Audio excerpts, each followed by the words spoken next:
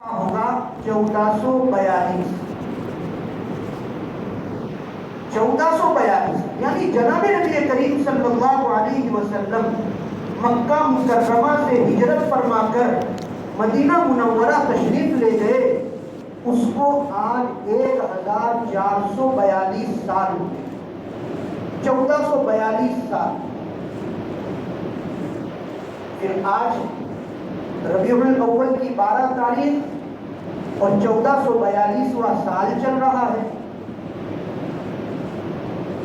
وہ دن جو تھا وہ پیر کا دن تھا، سوموار، اگرچہ آج جمعہ ہے۔ علماء نے مشہور مسلمانوں میں یہی ہے کہ وہ جمعہ کا وہ جو ہے پیر کا دن تھا، لیکن ایک قول یہ بھی ہے کہ وہ جمعہ کا دن تھا 12۔ اور عیسوی اعتبار سے، عیسائیوں کے کیلنڈر کے اعتبار سے اس وقت جو سال چل رہا ہے وہ ہے 2020۔ جب جناب نبی کریم صلی اللہ علیہ وسلم دنیا میں تشریف لائے اور آپ کی پیدائش ہوئی، اس وقت اس عیسوی اعتبار سے جو سال تھا وہ 571 تھا، اپریل کا مہینہ تھا۔ کسی نے کہا وہ 20ویں تاریخ تھی اور کسی نے کہا وہ 22ویں تاریخ تھی۔ 12 آپ صلی اللہ علیہ وسلم 12 ربیع الاول کے دن پیدا ہوئے تھے۔ کس وقت پیدا ہوئے؟ صبح سویرے پیدا ہوئے۔ جس وقت رات کا اندھیرا ختم ہو کر سورج کی روشنی جب طلوع ہوتی ہے، جب سورج طلوع ہوتا ہے، رات جب ختم ہوتی ہے، اس وقت آپ صلی اللہ علیہ وسلم دنیا میں تشریف لائے۔ پیدا تو کسی بھی وقت ہو سکتے تھے، دوپہر میں ہو جاتے، شام کے وقت ہو جاتے، آدھی رات کو بھی بچہ پیدا ہوتا ہے، لیکن یہ تکوینی نظام چل رہا ہے۔ اللہ کی قدرت یہاں کام کر رہی ہے کہ آپ صلی اللہ علیہ وسلم کو پیدا فرمایا اس وقت جبکہ رات کا اندھیرا اور رات کی ظلمت ختم ہو رہی تھی اور صبح کی روشنی طلوع ہو رہی تھی، اس وقت آپ کو پیدا فرمایا۔ اور اس وقت پیدا فرما کر اس حکمت کی طرف اشارہ کیا جا رہا ہے اور انسانیت کو یہ بتایا جا رہا ہے کہ اب میرا چہیتا، میرا محبوب، میرا پیغمبر، میرا الچی اور میرا جو ہے میرا قاصد جو ہے وہ دنیا میں آ چکا ہے۔ اور اب اس کے آنے کی وجہ سے جس طرح رات کا اندھیرا ختم ہو کر سورج کی روشنی طلوع ہو رہی ہے اور اب سورج کی روشنی میں جو ہے ساری دنیا روشن ہونے والی ہے، بس اسی طرح سے میرا نبی آ گیا ہے۔ اب اس کے آنے کی وجہ سے، ان کی محنت کی وجہ سے، ان کی برکت کی وجہ سے، ان کی رحمت کی وجہ سے دنیا سے کفر و شرک کی اندھیرا اور کفر و شرک کی گھٹا توپ اندھیری رات جو ہے وہ ختم ہو جائے گی اور اب ایمان اور توحید کا چراغ روشن ہونے والا ہے۔ اب ظلم و ستم ختم ہونے والا ہے، اب عدل و انصاف قائم ہونے والا ہے، اب برائیاں ختم ہونے والی ہے، اب جو ہے نیکیاں وجود میں آنے والی ہے، اب برا معاشرہ ختم ہونے والا ہے، اب صحیح اور سالم اور تندرست معاشرہ یہ وجود میں آنے والا ہے۔ صبح کے وقت میں جب رات ختم ہو رہی تھی، صبح طلوع ہو رہی تھی، یہ وقت جو ہے مقرر فرما کر اس بات کی طرف اللہ تعالیٰ نے اشارہ فرمایا۔ اللہ کے پیارے نبی صلی اللہ علیہ وسلم جب دنیا میں تشریف لائے، ہم اور آپ جانتے ہیں آپ یتیم پیدا ہوئے تھے۔ آپ کی ولادت سے پہلے ہی اللہ تعالیٰ نے آپ کے والد بزرگوار عبداللہ کو اٹھا لیا تھا، یتیم پیدا ہوئے تھے۔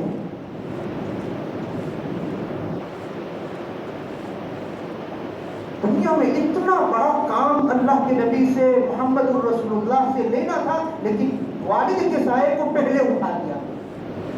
علماء نے عجیب و غریب حکمت یہاں لکھی ہے کہ آپ کو یتیم کیوں پیدا کیا۔ علماء یہ لکھتے ہیں کہ جب دنیا میں کوئی انسان، کوئی نوجوان کوئی بڑا کارنامہ انجام دیتا ہے، کوئی اچھا کام کرتا ہے، تو لوگ یہ کہتے ہیں اس کے والد نے کتنی اچھی تربیت کی ہے، اس کے والد نے اس کے پیچھے کتنی محنتیں کی ہے، اس کے والد نے اس کو کتنے بڑے مدرسے میں پڑھایا اور کتنی قربانی دی, اس کے والد نے اس کو کتنے بڑے کالج میں اتنے دور بھیجا اور اس کو کتنا بڑا انجینئر اور ڈاکٹر اور اس کو جو ہے اس کو سائنس کا بنایا. لوگ یہ کہتے ہیں کہ بیٹے کا جو اچھائی ہوتی ہے اس کی نسبت اس کے والد کی طرف کرتے ہیں اور کہتے ہیں یہ اس کے والد کی وجہ سے. اللہ تعالیٰ کو یہ گوارا نہیں تھا. اللہ تعالیٰ نے چاہا کہ میرا محبوب دنیا میں جا کر جو بھی کارنامے انجام دے گا, اس کے جو بھی کمالات وجود میں آئے گے, اس کی جو بھی کاروائی جو ہے دنیا میں وجود میں آئے گی, اس کی نسبت کسی انسان کی طرف نہ ہو, بلکہ یہ کمالات میں خود اپنی جانب سے میرے نبی کو دے رہا ہوں, اس کے کمالات کی نسبت کسی انسان کی طرف نہ ہونی چاہیے. اس لیے آپ کے وجود سے آنے سے پہلے ہی آپ کے والد کو دنیا سے اٹھا لیا گیا. کتنی عظیم ہستی, کتنی بابرکت ہستی. اللہ تعالیٰ فرماتے ہیں لولا لما خلقت الافلاق, کہ اے محمد, اے میرے پیارے نبی, اگر آپ کو پیدا کرنے کا ارادہ نہ ہوتا تو یہ آسمان اور زمین کو میں نہ بناتا. خلاصہ کائنات اسی لیے کہا جاتا ہے کہ اگر آپ کو زمین پر, آپ کو دنیا میں بھیجنے کا میرا ارادہ نہ ہوتا تو یہ کائنات کا جو پنڈال میں نے سجایا ہے, یہ کائنات کا پنڈال میں نہ سجاتا. ایسی عظیم ہستی, ایسی بابرکت ہستی کہ جس کی امت میں پیدا ہونے کے لیے, جس کی امت کا فرد بننے کے لیے پہلے والے نبیوں نے دعا کی. حضرت موسیٰ علیہ السلام نے دعا کی, حضرت عیسیٰ علیہ السلام نے دعا کی کہ جناب نبی کریم صلی اللہ علیہ وسلم کی امت میں ہمیں شامل کیا جائے. موسیٰ علیہ السلام کی دعا قبول نہیں ہوئی, عیسیٰ علیہ السلام کی دعا قبول ہوئی. قرب قیامت میں دنیا میں تشریف لائیں گے اور دنیا میں تشریف لا کر حضرت جناب نبی کریم صلی اللہ علیہ وسلم کے امتی بن کر شریعت محمدیہ کے مطابق زندگی گزاریں گے. آپ کے کارناموں کو کیسے بیان کیا جا سکتا ہے. لیکن آج ہم دنیا میں دیکھ رہے ہیں اسلام دشمن طاقتیں جناب نبی کریم صلی اللہ علیہ وسلم سے نفرت اور بغض کرنے والی طاقتیں دنیا میں آج سر اٹھا رہی ہیں, آپ کی توہین کر رہی ہے, آپ کے خاکے بنا رہی ہے, آپ کے کارٹون بنا کر دنیا میں شائع کر رہی ہے. آپ کو بدنام کرنے کی کوشش کی جا رہی ہے. آپ کی توہین پر لوگ تلے ہوئے ہیں. میں نے قرآن مجید کی آیت کریمہ پڑھی, سورہ الم نشر کی آیت کریمہ وَرَفَعْنَا لَكَ ذِكْرَكَ. اللہ تبارک و تعالیٰ جناب نبی کریم صلی اللہ علیہ وسلم سے فرما رہے ہیں کہ یہ دنیا چاہے کچھ بھی کرتی رہے, یہ دنیا آپ کے بارے میں جو بھی بکواس کرتی رہے, ہم آپ کے ذکر کو بلند کر کے رہیں گے, ہم آپ کا چرچا بلند کر کے رہیں گے, ہم آپ کی عزتوں کو بلند کر کے رہیں گے, ہم آپ کو رحمتوں کے بام عروج تک پہنچا کر رہیں گے, ہم آپ کو رسوا نہیں کریں گے. تو کسی کو اگر اسلام میں داخل ہونا ہو تو صرف لا الہ الا اللہ یا اشہد ان لا الہ الا اللہ بولنے سے وہ مسلمان نہیں ہو سکتا جب تک کہ وہ اس کا دوسرا جز واشہد ان محمدا عبدہ ورسولہ, جب تک جناب نبی کریم صلی اللہ علیہ وسلم کا نام نہیں لے گا اس وقت تک وہ مسلمان نہیں ہو سکتا. اب اندازہ تو لگائیے قدرت کس طرح نظام قائم کر رہی ہے, قدرت کس طرح اپنی قدرت, اللہ کس طرح اپنی قدرت کے کرشمے دکھلا رہے ہیں. ایک چھوٹا بچہ جب ہمارے یہاں پیدا ہوتا ہے, چھوٹے بچے کی ولادت ہوتی ہے, اللہ اکبر, تو کہاں اس کے داہنے کان میں اذان دی جائے, اس کے سینے والے کان میں اذان دی جائے. وہ اذان میں اشہد ان لا الہ الا اللہ کے بعد فوراً اشہد ان محمد رسول اللہ جناب نبی کریم صلی اللہ علیہ وسلم کا نام ضرور آتا ہے. اسی کو تو کہا ورفعنا لک ذکرک, ہم آپ کے ذکر کو بلند کریں گے.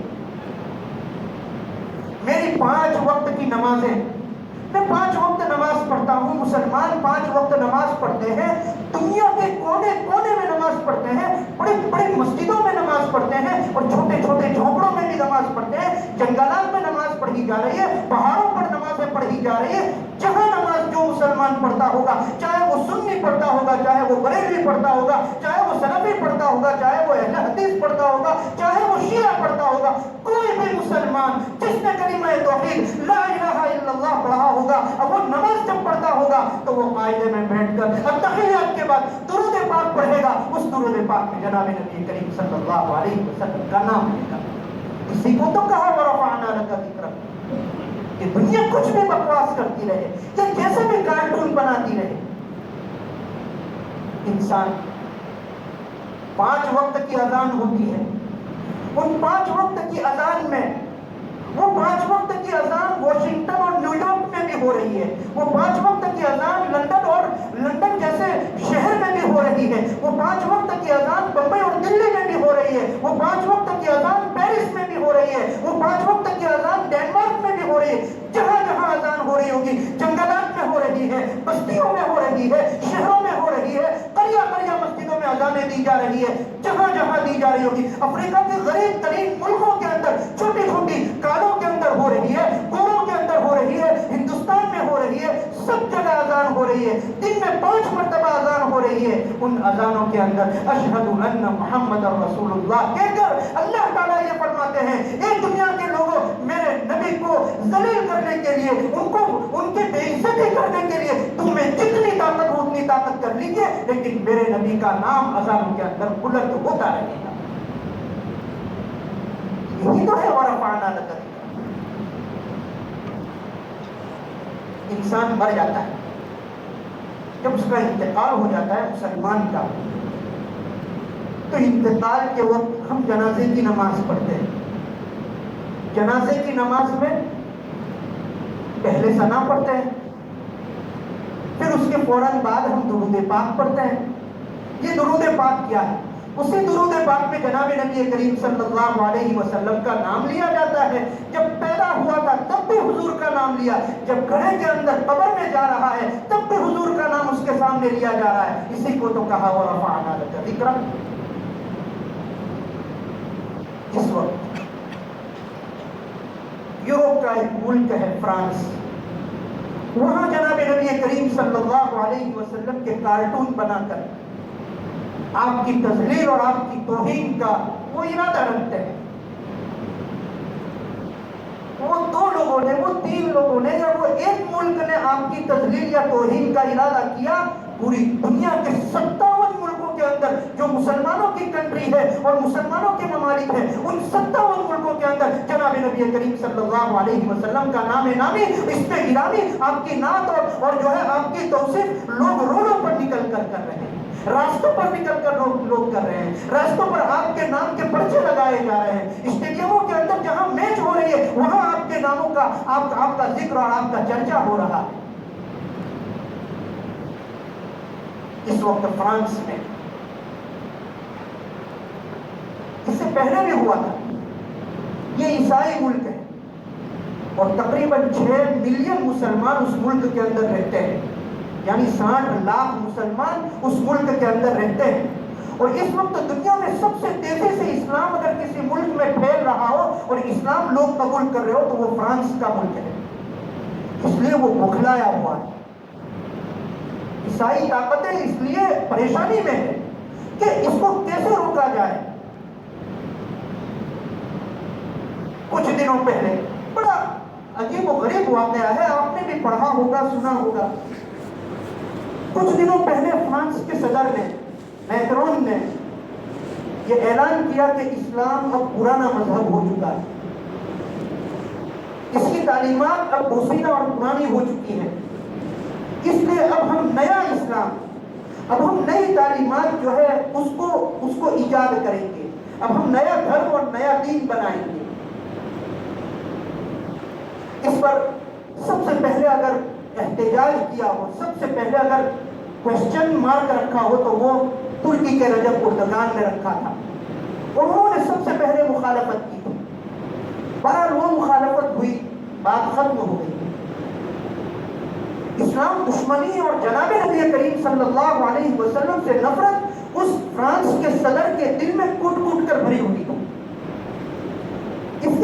دنوں بعد، اس اعلان کے کچھ دنوں کے بعد ایک بڑا عجیب و غریب واقعہ فرانس کے صدر نے اپنی سگی آنکھوں سے دیکھا۔ وہ کیا دیکھا؟ ایک بوڑھی عورت جو عیسائی تھی، اور وہ رفاہی کام کر رہی تھی۔ چھوٹے بچے جو ہوتے ہیں، جو یتیم ہو جاتے ہیں یا پیدائشی طور پر کمزور پیدا ہوتے ہیں، جن کی ولادت کسی کا ہاتھ کام نہیں کر رہا ہے، کسی کا پاؤں کام نہیں کر رہا ہے، ایسے بچوں کی خدمت کرنا، ان کی اچھی طرح پرورش کرنا اس کا مشن تھا۔ یہ عورت اپنے اس مشن کو لے کر افریقہ کا ایک ملک ہے مالی، وہاں جا کر وہ خدمت کر رہی تھی۔ مالی کے اندر مجاہدین نے، جس کو یہ لوگ دہشت گرد کہتے ہیں، جس کو کوئی شدت پسند کہہ رہا ہے، مجاہدین نے اس کو گرفتار کر لیا 2016 میں۔ اور 2016 میں اس بوڑھی عورت ہے، اس عورت کو گرفتار کر کے، عیسائی عورت، اس کو گرفتار کر کے مجاہدین نے اپنے یہاں ان کے پاس جو یتیم بچے تھے، ان بچوں کی پرورش پر اس کو مامور کیا، اس کو ذمہ داری دے دی۔ گویا وہ بوڑھی عورت اسلامی مجاہدین، مسلم مجاہدین کے قبضے میں اور ان کی قید میں ہے۔ 4 سال ہو گئے، چونکہ وہ بہت بڑی نن تھی، چرچ کی عورت تھی، چرچ میں کام کرنے والی تھی، عیسائیوں کی بہت بڑا نام تھا عیسائیوں کے یہاں، جس طرح ہم مشہور ہے مدر ٹیریسا کے نام سے، اس طرح وہ بھی بہت بڑی لوگوں کی خدمت کرنے والی اور رفاہی کام کرنے والی اور بچوں کی پرورش کا مشن کرنے والی وہ عورت تھی۔ اس لیے حکومتی لیول پر اس کو آزاد کرنے کی کوششیں ہونے لگی، اور وہ فرانس کی رہنے والی، حتیٰ کہ عیسائیوں کا مرکز، جس کو ویٹیکن سٹی کہا جاتا ہے، جیسا ہمارا مرکز مسلمانوں کا مکہ مکرمہ ہے، اس طرح عیسائیوں کا مرکز جو ہے سب سے بڑا، جہاں کوئی عیسائیوں کے علاوہ کوئی دوسرے مذہب کا ماننے والا اس شہر کے اندر داخل نہیں ہو سکتا، وہ جو ہے ویٹیکن سٹی، ان کا سب سے بڑا پوپ جو ہے، اس نے اس کے لیے محنت کی کہ کسی طرح اس عورت کو چھوڑا جائے۔ چنانچہ بات یہ طے ہوئی کہ مالی کی حکومت نے یا افریقن ملکوں کی حکومت نے جو مجاہدین کو گرفتار کیا ہے اور قید کیا ہے، ان کو رہا کیا جائے، اس کے بدلے میں اس عورت کو چھوڑا جائے گا۔ اس شرط پر مجاہدین کو رہا کیا گیا اور ادھر اس عورت کو چھوڑا گیا۔ فرانس کی حکومت نے اتنا اہتمام کیا کہ باقاعدہ چارٹر فلائٹ جو ہے، اسپیشل فلائٹ جو ہے، وہ فرانس سے وہاں مالی تک گیا اس عورت کو لینے کے لیے۔ خود اس عورت کا بیٹا بھی اس فلائٹ میں اس کو بھیجا گیا اور وہ فلائٹ جو ہے وہاں اترا اس عورت کو لانے کے لیے۔ اس عورت کو وہاں پورے اکرام اور اعزاز کے ساتھ بٹھایا گیا اور بٹھا کر اس کو فرانس لایا گیا، اور اس کی تعظیم میں، اس کے استقبال میں، اس کو ویلکم کرنے کے لیے، اس کو جو ہے اس کی عزت افزائی کے لیے خود فرانس کا صدر بھی ایئرپورٹ تک پہنچا۔ فرانس کا صدر بھی حکومتی عملے کے ساتھ ایئرپورٹ تک گیا تاکہ اس عورت کا استقبال کرے۔ جیسے ہی وہ عورت فلائٹ کی سیڑھیوں سے جب نیچے اترتی ہے اور جیسے ہی اپنے کاریتوں کے درمیان، عیسائیوں کے درمیان، فرانس کے صدر کے درمیان جا کر کھڑی ہوتی ہے، تو وہ فوراً کہتی ہے اب میں عیسائی نہیں رہی، اب میں مسلمان بن چکی ہوں۔ اب میں عیسائی نہیں رہی، اب میں مسلمان بن چکی ہوں۔ اب میرا نام صوفی نہیں ہے، اب میں نے اپنا نام بدل کر مریم کر لیا۔ یہ چیز فرانس کا بڑا، جو پوری دنیا کے عیسائیوں کا سب سے بڑا انسان، جس کو پوپ کہا جاتا ہے، وہ اس کی رہائی کی کوشش کر رہا ہے کہ ہماری عورت ان کے قبضے میں ہے، اور فرانس کا صدر اس کے استقبال کے لیے ایئرپورٹ تک جا رہا ہے، اور جیسے وہ سیڑھی سے نیچے اترتی ہے اور اس کو صوفی کہہ کر بلاتے ہیں، تو فوراً وہ کہتی ہے بکواس بند کر دیجئے، اب میں صوفی نہیں رہی، اب میرا نام مریم ہو چکا ہے۔ جبکہ اس کے کچھ ہی دن پہلے فرانس کے صدر نے یہ اعلان کیا تھا وہاں کے پی ایم نے یہ اعلان کیا تھا کہ اسلام پوسیدہ اور پرانا مذہب ہو چکا ہے، اس کو بدلنے کی ضرورت ہے۔ یہ واقعہ اور یہ اس بوڑھی عورت کے یہ الفاظ فرانس کے دل پر، فرانس کے صدر کے دل پر اس طرح چوٹ پہنچا رہے تھے کہ اس کی دین حرام ہو گئی کہ یہ کیا ہو رہا ہے۔ ایک تو اس واقعے کی وجہ سے وہ بڑا پریشان تھا کہ کس طرح سے اس کا بدلہ لیا جائے، کس طرح سے مسلمانوں کو دنیا میں بدنام کیا جائے۔ دوسری طرف اس وقت دنیا کے دو ملکوں کے درمیان جنگ ہو رہی ہے، ہم اور آپ جانتے ہیں۔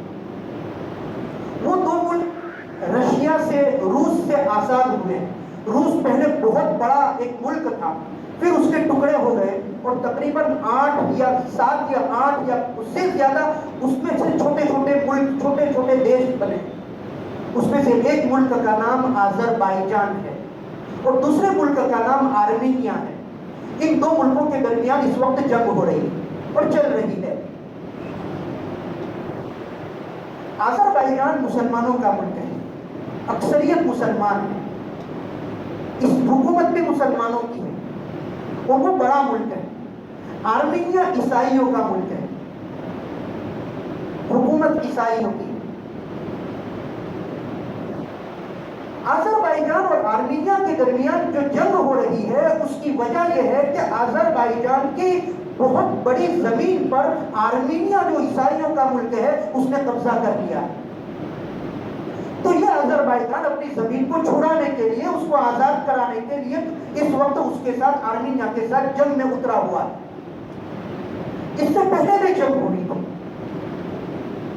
اس سے پہلے کچھ سالوں پہلے جب جنگ ہوئی تھی اس وقت آرمینیا نے آذربائیجان کو شکست دی اور آذربائیجان کا بہت بڑا نقصان کیا تھا۔ اور اس نقصان کی وجہ یہ تھی کہ فرانس نے، جو عیسائی ملک ہے، اس نے آرمینیا کی مدد کی تھی اور آرمینیا اس نے ہتھیار بھیجے تھے، آرمینیا اس نے فوج بھیجی تھی اور اس کے فوج نے آذربائیجان کو ہرایا تھا اور اس کو شکست دی تھی۔ اور وجہ یہ بنی تھی اس وقت بھی کہ ایران نے، جو شیعوں کا ملک ہے، مسلمانوں کا ملک ہے، ایران نے اس وقت فرانس کو راستہ دیا تھا، اس لیے کہ آرمینیا تک پہنچنے کے لیے ایران پر سے گزرنا پڑتا ہے۔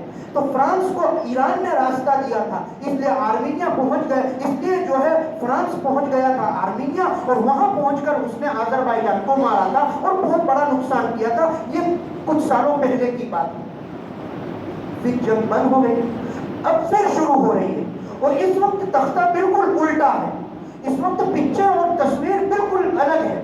اس وقت آذربائیجان بہت بڑا نقصان کر رہا ہے آرمینیا کا، بہت بڑا نقصان آرمینیا کا کر رہا ہے۔ اور دنیا اس وقت اپنے اپنے مسائل کے اندر ایسے الجھی ہوئی ہے، ایک طرف امریکہ وہاں پہنچ نہیں سکتا اس لیے کہ کورونا کا مسئلہ چل رہا ہے، دوسری طرف امریکہ کو کسی طرح سے افغانستان سے نکلنا ہے اور افغانستان سے نکل کر اس کو جو ہے آزاد ہونا ہے، تیسری طرف امریکہ کے اندر اس وقت الیکشن کی تیاریاں چل رہی ہیں، اس لیے امریکہ وہاں نہیں جا پا رہا ہے۔ ادھر ترکی آذربائیجان کی مدد کر رہا ہے، بڑا عجیب و غریب ہے۔ اس وقت فرانس جو ہے وہ یہ چاہ رہا ہے کہ کسی طرح سے آرمینیا کی مدد کی جائے، عیسائی ملک کی مدد کی جائے، لیکن ایران اس کو راستہ نہیں دے رہا ہے، ایران اس کو وہاں پہنچنے نہیں دے رہا ہے۔ اس لیے آذربائیجان آرمینیا کو سخت مار رہا ہے، تقریباً جو ہے اس کے 700 سے 800 سپاہی وہ آذربائیجان نے اس کے قتل کر دیے ہیں، موت کے گھاٹ اتار دیے ہیں، اور جو زمین آرمینیا نے قبضہ کرنی تھی اس کا اکثر حصہ اب جو ہے آذربائیجان نے وہ اپنے ہاتھ میں لے لیا ہے۔ یہ عیسائیوں کے لیے بہت بڑی شکست ہے، شکست خوردہ ہو کر، ہزیمت کے ساتھ ہار کر 20 سال کے بعد امریکہ ہاتھ جوڑ کر افغانستان سے نکل رہا ہے کہ ہمیں نکلنے کا موقع دے دیجیے۔ وہ امریکہ جو یہ کہہ رہا تھا کہ ہم 2 گھنٹوں میں افغانستان کی اینٹ سے اینٹ بجا دیں گے، اور 2 گھنٹوں کے اندر ہم فیصلہ کر لیں گے. آج 20 سال ہو گئے. 20 سال کے بعد اب امریکہ یہ کہہ رہا ہے کہ آؤ ہم میز پر، ہم کرسی پر بیٹھ کر بات چیت کے ذریعے مسئلہ حل کرتے ہیں. یہ عیسائیوں کے لیے ایسا پیچیدہ مسئلہ بنا ہوا ہے کہ کس طرح مسلمانوں کو، اسلام کو بدنام کیا جائے. اس لیے یہ آخری حربہ وہ اختیار کر رہے ہیں. آخری حربہ، اس سے بڑھ کر اب ان کے پاس کوئی راستہ نہیں. انہوں نے مسلم ممالک پر حملہ کر کے دیکھ لیا، انہوں نے عراق کو تباہ و برباد کر کے دیکھ لیا، انہوں نے یمن کو تباہ و برباد کر کے دیکھ لیا، انہوں نے سیریا اور شام کو تباہ کر کے دیکھ لیا. مسلم جو گلف کی کنٹریز ہے ان سب کو ختم کر کے دیکھ لیا، سب جگہ پر اپنے اڈے بنا لیے. لیکن اسلام جو کی تو حالت میں ہے، اس لیے اب وہ یہ چاہ رہے ہیں کہ محمد الرسول اللہ صلی اللہ علیہ وسلم کہ ایک مسلمان کے دل میں جناب نبی کریم صلی اللہ علیہ وسلم کی محبت اتنی ہوتی ہے کہ وہ اپنے ماں باپ کو، وہ اپنے بیوی بچوں کو، وہ اپنے گھر بار کو تو قربان کر دے گا، لیکن حضور کی توہین کا ایک جملہ، حضور کی بے عزتی کا ایک جملہ مسلمان برداشت نہیں کرے گا. اس لیے اب وہ آخری حربہ اور آخری راستے پر، آخری پوائنٹ پر آ چکے. بہرحال ہم کیا کر سکتے ہیں؟ ہم یہاں بیٹھ کر اپنی بستی میں کیا یہ جمعہ کا بیان کوئی دوسرے مولانا کا بیان یا دعا سن کر کیا مسئلہ ختم ہو جائے گا؟ پہلی فرصت میں ہماری ذمہ داری ایسے موقع پر یہ ہے کہ سب سے پہلے جو دنیا میں اس وقت ہو رہا ہے اور اس کی وجہ سے فرانس کا بہت بڑا نقصان ہو رہا ہے، وہ منت سماجت کر رہا ہے اور اس نے اپنے آدمیوں کو مسلم ممالک کے اندر بھیج دیا ہے اس بات کے لیے کہ ہماری پروڈکٹ کا جو آپ بہشکار کر رہے ہیں، ہماری پروڈکٹ کو جو آپ ٹھکرا رہے ہیں، وہ آپ ایسا مت کیجیے. کیونکہ ان کا کوئی دھرم نہیں ہے، ان کو ان کا آخرت پر ایمان نہیں ہے، ان کا تو جو کچھ ہے وہ مال اور پیسہ ہے، وہ ان کا معبود ہے، وہ ان کا سب کچھ ہے. اس لیے پیسوں کا نقصان، مال کا نقصان ان کی سب سے بڑی ناکامی ہے. اس لیے اب وہ بوکھلائے ہوئے ہیں اس بات سے کہ ہمارے پروڈکٹ جو ہے، وہ گھبرائے ہوئے ہیں اس بات سے کہ کہیں ہماری پروڈکٹ کا بائیکاٹ جو ہے سرکاری طور پر، حکومتی طور پر نہ ہو جائے. حکومتی طور پر صرف دنیا کے ممالک میں سے صرف 3 ملک ہے یا 2 ملک ہے جنہوں نے حکومتی طور پر اعلان کیا ہے کہ ان کی پروڈکٹ کو استعمال نہ کیا جائے. نمبر 1 کویت، نمبر 2 ترکی، تیسرا غالباً پاکستان ہے یا نہیں اس کا معلوم نہیں ہے. بس یہ 2 ملک ایسے ہیں کہ جنہوں نے حکومتی طور پر یہ کہا ہے کہ ان کی پروڈکٹ کا جو ہے بائیکاٹ کیا جائے. اس کے علاوہ دوسرے مسلم بڑے بڑے ممالک انہوں نے حکومتی طور پر کوئی ایکشن نہیں کیا ہے، ان کی مجبوری ہے. لیکن پبلک نے، وہاں کے عوام نے یہ طے کیا ہے کہ ہم فرانس کی پروڈکٹ کو استعمال نہیں کریں گے.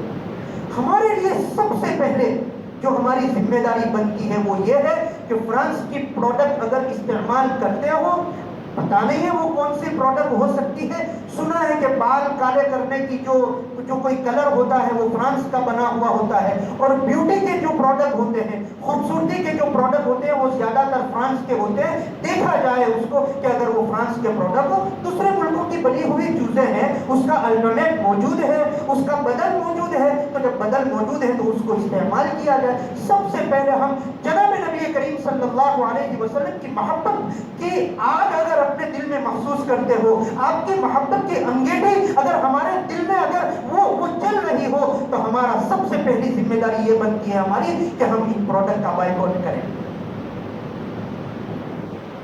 اس سے بھی زیادہ بڑھ کر ہماری ذمہ داری یہ ہے، اس سے بھی زیادہ بڑھ کر ہماری ذمہ داری یہ ہے، جو دائمی اور قائمی ذمہ داری ہے، جو کامیابی کے ساتھ کامیابی کی ضامن ذمہ داری ہے، وہ یہ ہے کہ ہم اپنی زندگی میں جناب نبی کریم صلی اللہ علیہ وسلم کی سنتوں پر کو داخل کریں. میرا رہنا سہنا، میرا اٹھنا بیٹھنا، میرا کھانا پینا، میرا چلنا پھرنا، یہ سب کچھ جناب نبی کریم، میرا لباس، میرا چہرہ، یہ سب کچھ جناب نبی کریم صلی اللہ علیہ وسلم کی سیرت، آپ کی سنت کے مطابق اگر ہو جائے گا تو دنیا چاہے توہین کرتی رہے، وہ تو اللہ تعالیٰ نے کہہ دیا، وہ تو ذمہ داری اللہ نے رکھی ہے کہ محمد اے میرے پیارے نبی، یہ لوگ چاہے آپ کی بے عزتی کرتے رہیں گے، آپ کا ذکر ہم بلند کریں گے، آپ کا چرچا ہم کریں گے۔ وَرَفَعْنَا لَكَ ذِكْرَكَ، قرآن مجید میں 29ویں پارے میں دوسرے نمبر کی سورت، پہلے نمبر پر سورہ تبارک، تبارک الذی بیدہ الملک، اور دوسرے نمبر کی سورت جو ہے نون والقلم۔ اس نون والقلم کی ابتدائی آیات آپ دیکھیے، اللہ کے پیارے نبی صلی اللہ علیہ وسلم کے زمانے میں کفار کے ایک بہت بڑے شخص نے، ایک بہت بڑے کافر نے آپ صلی اللہ علیہ وسلم کو صرف اتنا کہا تھا مجنون، اتنی بات تھی، مجنون یعنی پاگل کہا تھا آپ صلی اللہ علیہ وسلم کو، نعوذ باللہ۔ جب یہ بات آپ صلی اللہ علیہ وسلم کو کہی گئی تو اللہ تعالیٰ کی قدرت اور اللہ کا غضب جوش میں آیا، اور جس نے یہ بات کہی تھی اس کے 10 عیوب، اس کے 10 گناہ اللہ تبارک و تعالیٰ نے اس سورت کے اندر، قرآن مجید کی آیت کے اندر اس کو بیان فرما دیا۔